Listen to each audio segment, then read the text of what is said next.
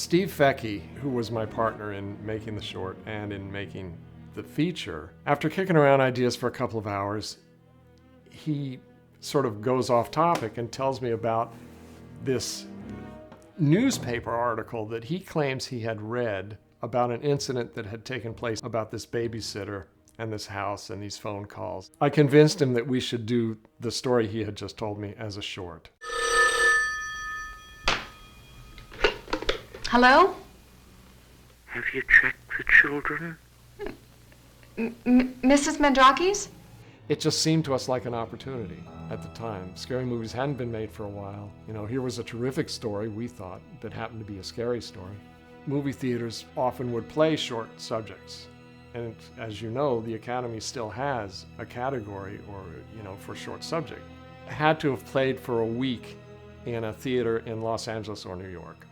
So Steve had a connection to somebody who knew a theater owner, and it turned out to be Man's Village Theater in Westwood. And so we got it to play there for a week. So we did qualify for an Academy Award. We didn't get nominated. We didn't have the connections to get it to a lot of people who could really help us, but the few people who did see it weren't that impressed by it. So we thought, okay, what do we do now?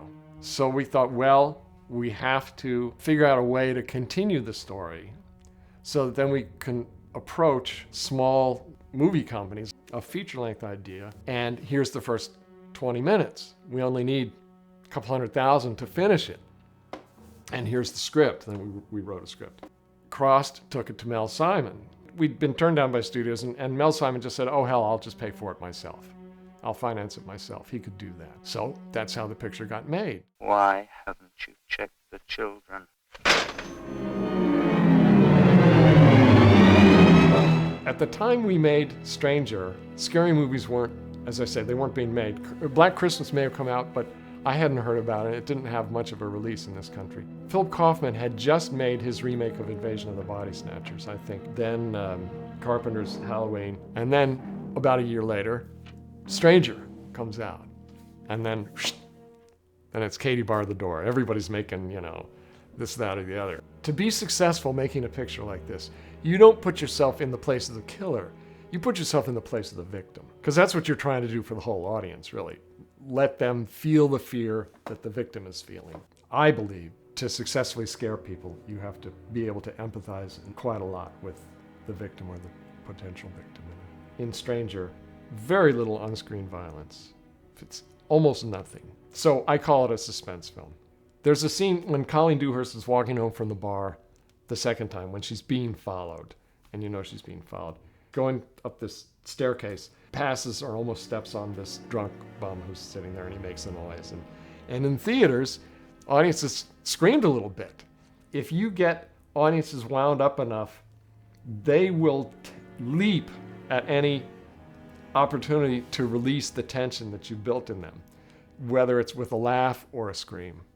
With a scary movie, if you get the audience to scream, they can say, oh, well, this didn't work, and this was stupid, and this blah, blah, blah, blah, blah. But they screamed. So on some level, you pulled it off. It worked, and no one can argue with that. It's solid evidence.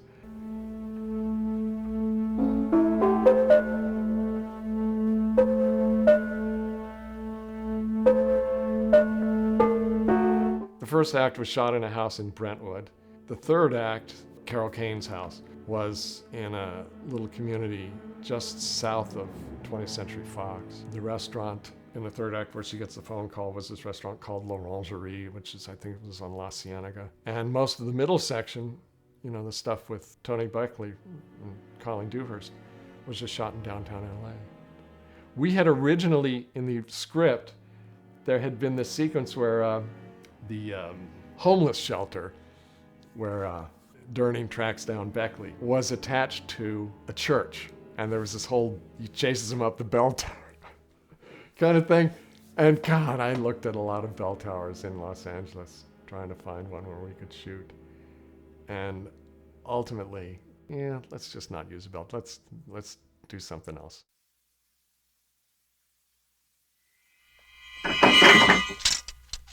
Carol has this process. She had a difficult phone conversation coming up, one of the later ones. And I could see she was unhappy.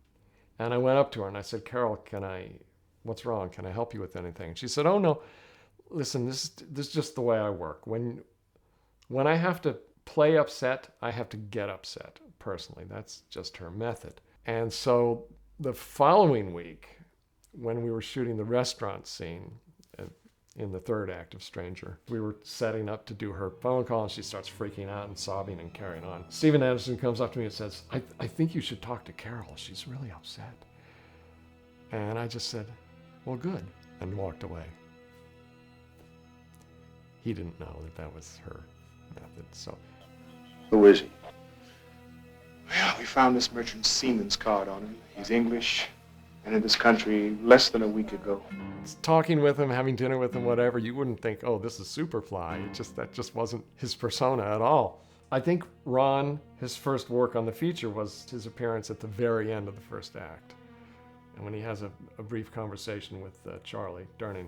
This was a paycheck for him. He didn't take it terribly seriously. His first day, or night as it turned out, he wasn't that on top of his lines, and he was blowing a few takes. Charlie, if he was in a scene with a fellow actor, particularly if it was an actor he had not worked with before, he would make eye contact and hold it throughout the scene. It's like, how much are you into this? You know, how good are you? Kind of thing.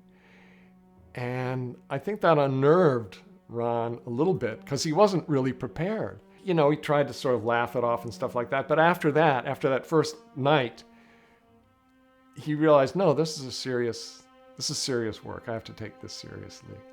So the next time he was on the call sheet, he was much more prepared and into it and stuff like that. This thing about Charlie doing is, looking people in the eye to sort of test them as an actor. Amazingly, I don't think he knew who Rachel Roberts was, even though Charlie was a film buff. And again, he'd been looking at her, and she just looked right back at him. You know, we're in the scene together. He came to me and said, wow, she's really good. I said, well, yeah, Charlie, she's Rachel Roberts. The first week of shooting the feature was the first act. So it's mostly Carol, and Tony was just there providing off-camera voiceover. He was in awe of Carol's talent and somewhat insecure. And by the end of that week, when we did that one shot of him up in the bedroom, emotionally, he just doubted himself. He had a bit of an emotional breakdown. Nothing much I could do about it except put my arm around him and say, don't worry, everything's fine. But then when Colleen Dewhurst showed up a couple weeks later, Tony told me that he was talking to Colleen and he was saying, how wonderful Carol was and how very talented he was. And Colleen looked at him and said, yeah, but we're better.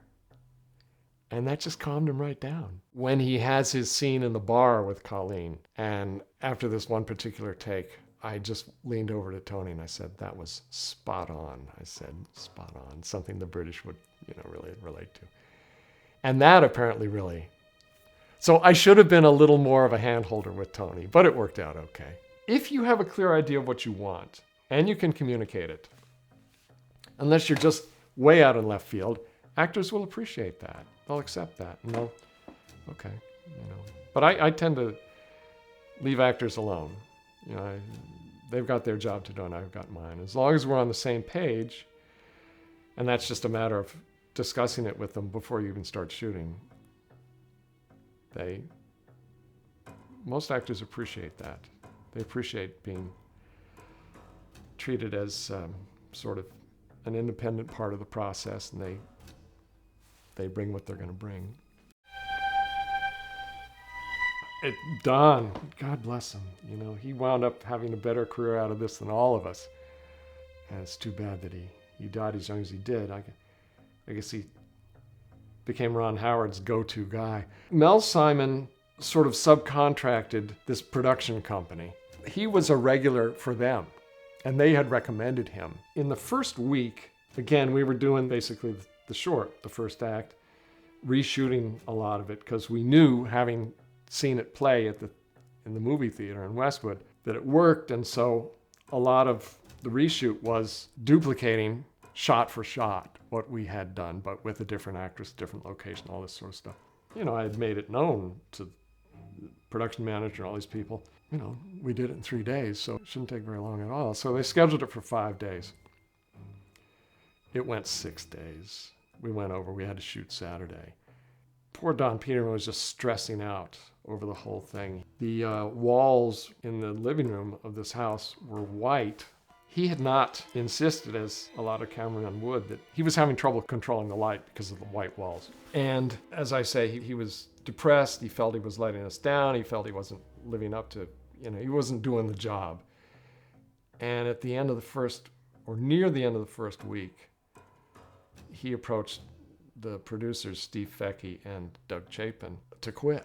And they both said, knowing that if he quit, it might shut down the whole production, because you'd have to stop for at least a few days to find somebody new. And they were afraid that Mel Simon would say, okay, that's it, just forget this whole, let's just cut our losses. And so they said, no, you can do it. You know, it'll work out. Just stay with it another day and all this sort of stuff.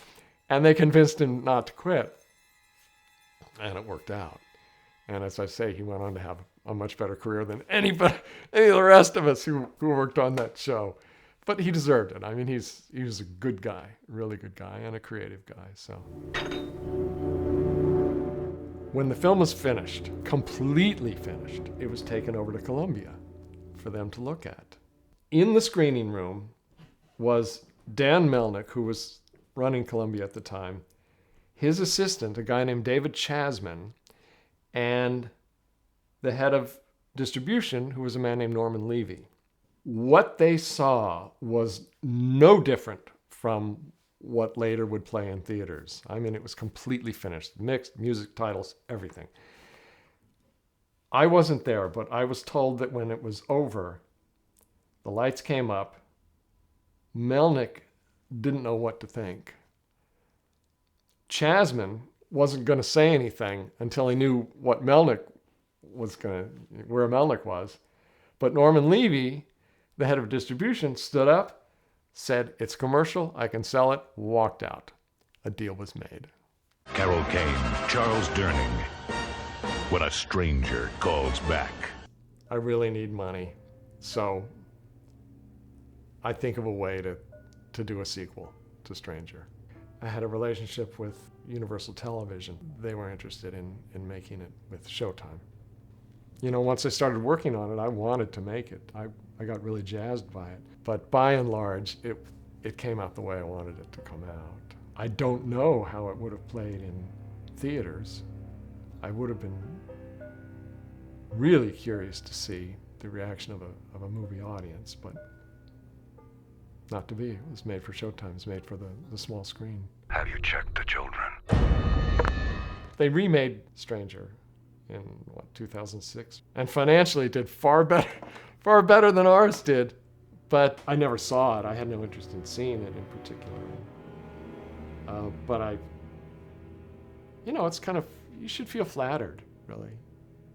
These filmmakers who come out and get all grumpy and pissy and say, oh, well, just take it as a compliment, whether they ultimately make anything good out of it or not. I used to go see it a lot with audiences. In fact, there was a theater on Hollywood Boulevard, like near Cahuenga. I can't remember the name of the theater, but they knew me there.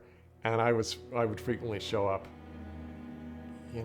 like for the last 20 minutes and just walk in and slip up into the balcony and just watch the movie and enjoy the audience's reaction.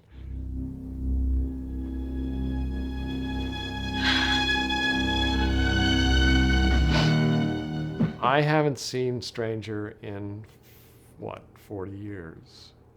I don't like to look at movies I've worked on because all I see are mistakes. So I just walk away. I was in Chicago at some horror film festival where they were showing April Fool's Day.